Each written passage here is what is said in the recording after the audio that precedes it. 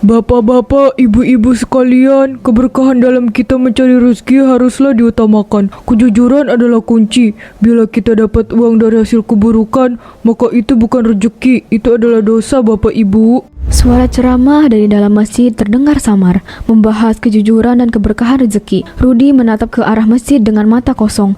Pikirannya melayang pada kekosongan dompetnya. Togar berdiri di sampingnya, gelisah, sesekali melirik ke arah jemaah yang mulai keluar dari masjid.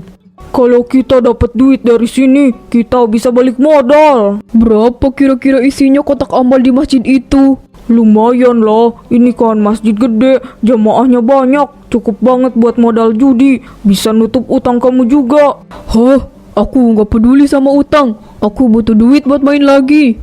Ketahuilah bahwa setiap perbuatan buruk dan dosa akan dipertanggungjawabkan di dunia dan akhirat. Dari dalam masjid, suara Pak Ustadz Hamdan masih terdengar, berbicara soal dosa dan akibatnya. Rudi menggeram pelan, merasa muak. Baginya, dosa itu hanya konsep yang dibuat untuk menakuti orang miskin seperti dirinya. So suci banget tuh Ustadz. Jam berapa kira-kira kosong? Sekitar setengah jam lagi sih biasanya. Nunggu mereka bubar semua dulu. Mereka berdua terdiam. Rudi menatap ke langit yang gelap tanpa bintang. Angin malam terasa dingin, menusuk tulang. Ia menghembuskan napas berat. Pikiran tentang meja judi dan tumpukan uang menguasai benaknya.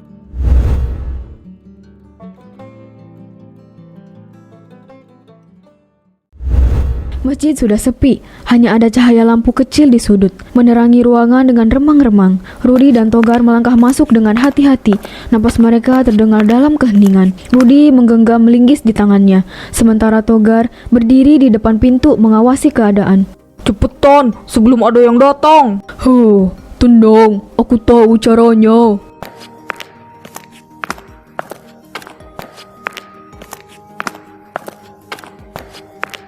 Rudi jongkok di depan kotak amal. Ia menyelipkan linggis ke celah gembok, menariknya dengan kuat. Ada suara krek pelan, tapi kotak ini belum terbuka. Cepetan, Rudi. Dengan gerakan lebih kasar, Rudi kembali menarik linggis. Kali ini, gembok itu patah. Ia segera membuka kotak amal dan meraup uang di dalamnya. Uang receh dan lembaran berserakan di lantai. Tangannya gemetar, tapi bukan karena takut, melainkan karena nafsu melihat uang sebanyak itu. Banyak juga ya.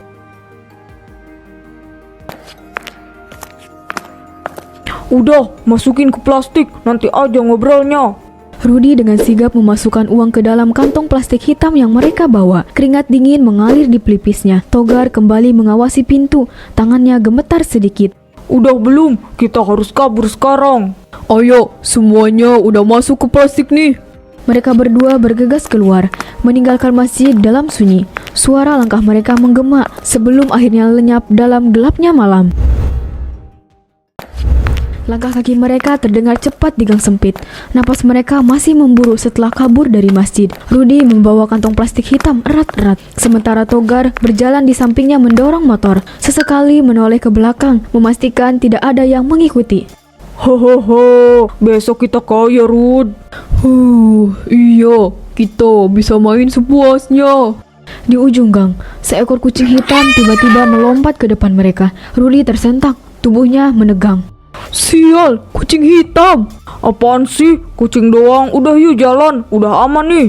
Rudi menghela napas, mencoba mengabaikan perasaan tidak enak yang mulai merayapi dadanya. Mereka mempercepat langkah untuk agak menjauh dari pemukiman. Rudi memasukkan kantong plastik ke dalam jaketnya, lalu naik ke motor. Pegangan, kita harus cepat kabur. Gas, Rud. Mesin motor meraung dan mereka melesat pergi dalam gelapnya malam, meninggalkan bayangan hitam di gang sempit yang sunyi. Suara latar penuh dengan dentingan koin, ruih suara taruhan, dan suara serak para penjudi yang meneriakan angka keberuntungan. Bau rokok menyengat, bercampur aroma minuman yang menyusup ke hidung. Di sudut ruangan, ada seorang pria yang tertawa keras setelah menang besar dari bandar. Sementara di sisi lain, seorang penjudi lain mengumpat dengan frustasi setelah kalah dari bandar. Semua orang tenggelam dalam keserakahan masing-masing.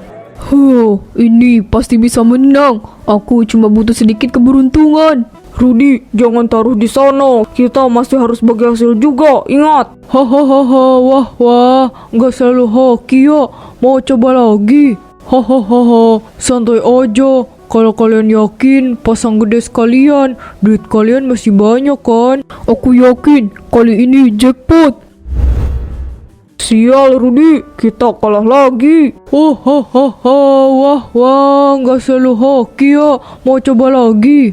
Sekali lagi, kali ini pasti menang. Udah Rud, kita udah rugi banyak.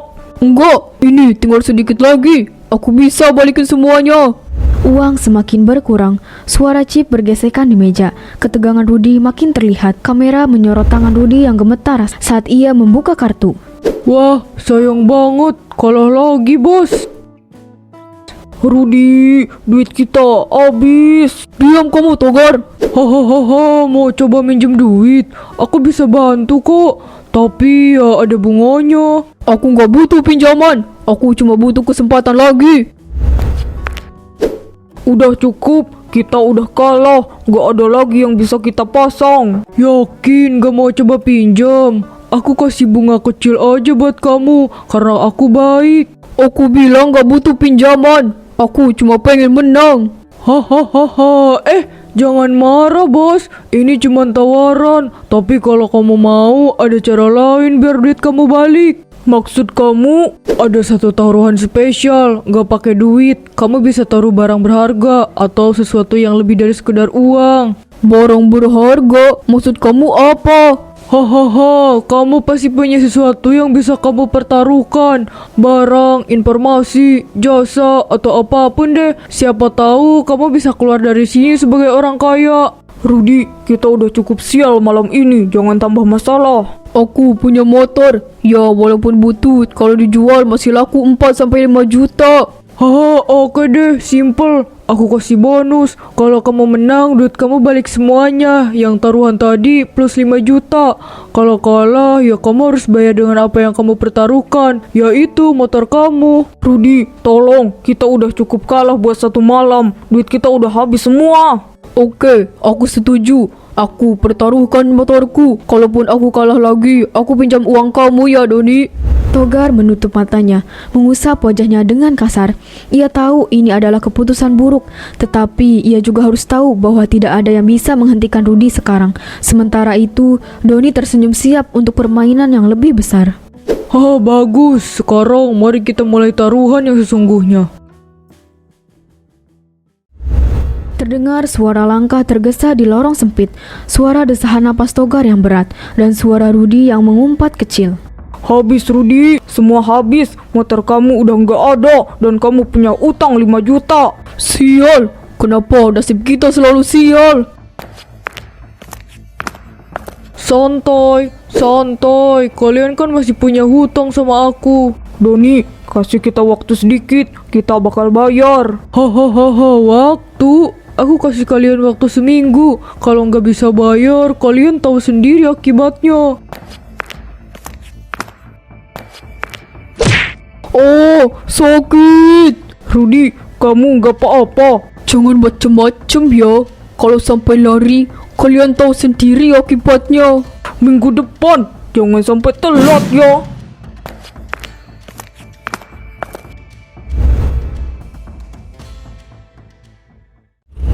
Terdengar suara kendaraan berlalu lalang, suara pengamen di kejauhan, dan obrolan pelanggan lain. Di meja Rudi dan Togar, suasana terasa lebih berat.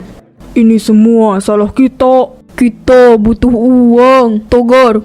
Kita nggak punya pilihan lain. Kita nggak bisa ngapa-ngapain lagi. Pilihan lain? Apa harus nyuri lagi? Rudi, kita udah kelewat batas. Nah, terkadang uang yang datang dengan cara haram akan hilang dengan cepat. Tuhan itu adil. Ibu nggak tahu apa-apa. Rudi, kita beneran mau ngelakuin itu lagi. Kita nggak punya pilihan. Kita bakal cari cara buat nyuri lagi. Gimana kalau kita kabur aja keluar kota? Kita cari masjid lain. Kita juga nggak harus bayar hutang ke si Doni. Uang curian nanti kita bisa pakai buat judi. Gimana? Ide bagus. Uangnya hilang. Seriusan, kotak amal utama itu uangnya hilang semua. Iya kok, kotak amal masjid dibobol. Itu berisi uang amal warga selama seminggu. Siapa yang tega? Ini uang buat fakir miskin, buat anak yatim, kena azab yang sangat pedih itu yang ambil. Bener lewat rekaman CCTV masjid ini. Ya Allah, itu kan si... Astagfirullah, ini orang kampung sendiri. Saya dengar mereka waktu di warung kopi ngomongin uang curian. Ini nggak bisa dibiarkan, harus diumumin ke balai warga sekarang juga. Betul, kita nggak boleh diam aja. Kita selesaikan ini di balai warga. Ini buktinya. Kita bukti kalau mereka benar-benar ngambil uang di kotak amal. Jelas banget ini mereka. Ayo kita tangkap mereka. Mereka gila banget sampai berani masuk masjid dan curi kotak amal. Kita harus hadapi ini dengan kepala dingin. Tapi Ustaz, mereka udah keterlaluan. Kita cari dan tangkap mereka. Kita bisa beri mereka kesempatan buat bertobat. Tapi kalau mereka menolak, kita serahkan ke hukum. Kalau gitu, kita cari mereka sekarang juga. Jangan sampai mereka kabur. Rudi, kita mau kabur kemana ini? Kamu yakin kita kabur ninggalin semuanya? Kalau nggak kabur, kita mati dikejar preman. Tapi kampung kita... Udah nggak ada tempat buat kita di sana. Kamu ini gimana sih? Kan kamu yang rencanain buat kabur. Kok jadi ragu gitu sekarang? Udah, ayo kita ke bis sekarang.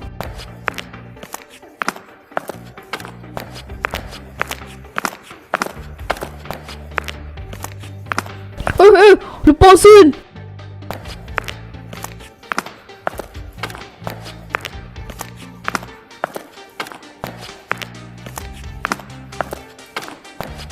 Mau kemana kalian? Mau kabur ya? Bapak-bapak, bawa mereka ke kampung. Kita sidang mereka.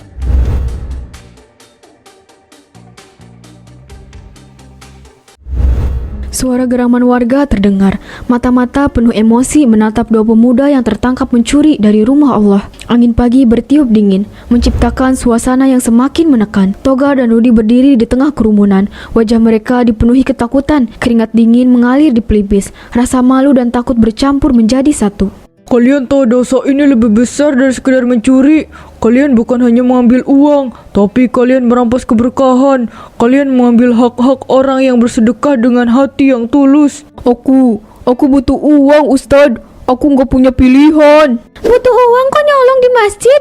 Masjid, Rudi, tempat ibadah. Kalau butuh uang tuh kerja, bukan jadi beban masyarakat. Udah putus surat malunya, apa kalian gak takut sama Allah? Togar tangannya mengepal, tapi bukan karena marah. Ia ingin menahan air mata. Tubuhnya bergetar, bukan karena dingin, tetapi karena perasaan bersalah yang begitu besar menghantam dadanya. Ustadz, aku menyesal. Aku nggak mau kayak gini terus. Aku mau bertobat. Aku mau kembali ke jalan Allah. Hujan gerimis mulai turun, menyapu debu-debu jalanan. Wajah Togar dan Rudi kini semakin kusam. Air mata Togar bercampur dengan air hujan yang mulai deras. Rudi terisak pelan. Suara isaknya tenggelam dalam suara hujan yang turun mengguyur kampung. Bertobat. Kau bilang kau ingin bertobat, Togar. Tapi kenapa baru sekarang? Kenapa harus menunggu sampai tertangkap basah seperti ini? Aku nggak tahu. Aku takut, Ustadz. Aku lapar. Aku nggak punya pekerjaan. Kami nggak tahu harus gimana lagi, Ustadz. Semua orang di kampung ini juga susah. Semua orang juga kerja keras buat makan. Kenapa kalian milih buat maling? Kami yang setiap hari kerja, banting tulang, nyari rezeki halal. Terus kalian enak-enak ambil uang dari kotak amal. Kalian pikir kami gak butuh uang? Kami bukan gak mau kerja, tapi siapa yang mau nerima orang kayak kami, Rizal? Orang-orang kayak kami gak punya ijazah, gak punya keterampilan. Kami cuma bisa kerja serabutan, dan kadang juga kerjaan itu gak cukup buat makan. Hah? Jadi nyolong itu jadi pilihan gitu? Cukup. Bapak, Ibu, mohon tenang. Hening. Suara hujan semakin deras. Togar dan Rudi menggigil, bukan hanya karena dingin, tapi karena ketakutan yang semakin mencengkram dada mereka. Aku paham, hidup itu berat, mencari rezeki halal memang tidak mudah. Tapi apakah mencuri adalah jawabannya? Kami nggak tahu, Ustadz. Kalian tidak tahu atau kalian tidak mau mencari jalan lain? Jadi apa hukuman buat mereka ini, Ustadz? Hukuman yang paling berat bukan datang dari manusia, tapi dari Allah. Tapi sebagai manusia, kita punya tugas untuk saling mengingatkan, untuk memberi kesempatan kedua. Kesempatan kedua? Apapun Ustadz, kami bakal nurut. Kalian akan kami serahkan ke kantor polisi. Setelah bebas nanti, kalian harus bekerja. Kalian harus belajar bertanggung jawab atas hidup kalian sendiri. Tapi siapa yang mau nerima kami, Ustadz? Masjid ini butuh orang untuk membersihkan halaman, menjaga kebersihan tempat wudhu, dan membantu kegiatan sosial. Kalian mau mulai dari situ. Tapi sebelum itu, biar waktu di penjara membuat kalian sadar terlebih dahulu. Aku mau Ustadz, aku mau berubah. Aku juga Ustadz, aku janji. Baiklah, kalau begitu, Bapak Ibu tolong serahkan mereka ke kantor polisi, biar hukum yang memproses mereka.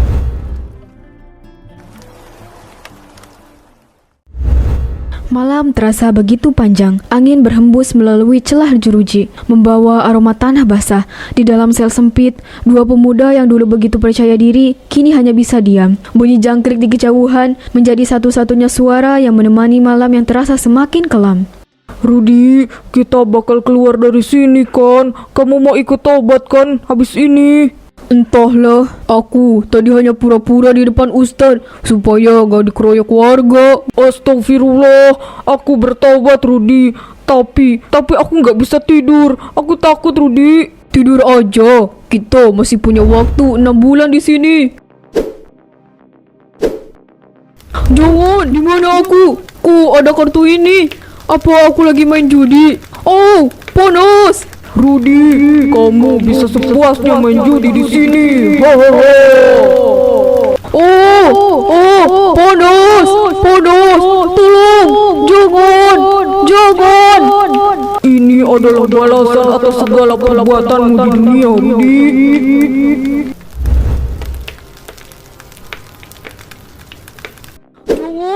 Jangan, aku takut atas siksaanmu. Aku tidak mau disiksa. Jangan. Rudi, bangun. Kamu kenapa, Rudi? Aku nggak mau disiksa di neraka. Tolong aku, siapapun tolong aku. Innalillahi, ternyata kuasa Allah itu nyata.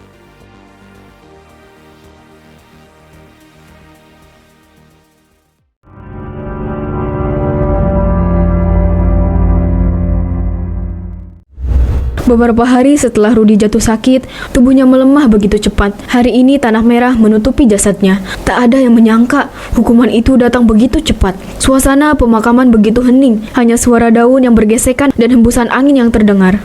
Azab datang dalam banyak bentuk. Rudi, maafin aku gak bisa ngajak kamu bertaubat. Togar berdiri di antara warga yang perlahan pergi. Hanya dia yang masih terpaku di depan makam sahabatnya. Di matanya, dunia kini terasa lebih dingin dan kosong. Di kejauhan, angin kembali berhembus pelan, membawa aroma tanah basah dan keheningan yang menusuk hati.